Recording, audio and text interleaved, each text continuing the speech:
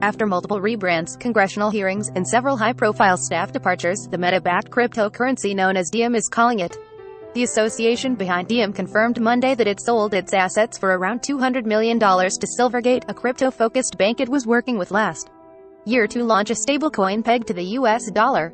The decision to sell was made after it became clear from our dialogue with federal regulators that the project could not move ahead, Diem CEO Stuart Levy said in a press release.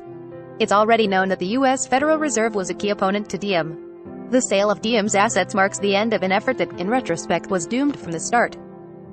The sale of Diem's assets marks the end of an effort that, in retrospect, was doomed from the start.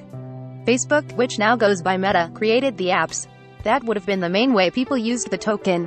So even though Facebook formed the Libra Association to govern the token with other companies, people were immediately fearful that Libra would make the controversial tech giant even more powerful. Plus, members of the Libra Association started to drop out just months after the group had been announced. Libra also burst onto the scene when stablecoins, which are designed to hold a set price to encourage regular transactions, were a relatively new idea and not closely scrutinized by regulators. Given how big the stablecoin market has become since 2019, governments around the world are starting to take notice and look at legislation. In November, the U.S. Treasury said it thought stablecoins should be regulated as banks. And Barron's recently reported that the White House is planning to direct federal agencies to regulate cryptocurrencies as a matter of national security. While Meta's ties to Diem are over, there's always the chance that Silvergate or another player revives the project. Even though Meta's reputation ultimately sank it, the design of Diem was more transparent and regulator-friendly than a lot of existing stablecoins. But with nearly all of Libra founding team gone from Meta, the odds of Diem ever re-emerging with the same level of backing it once had feel slim. It's clear that at least some of the original leaders of Libra feel burned by how the project was politicized.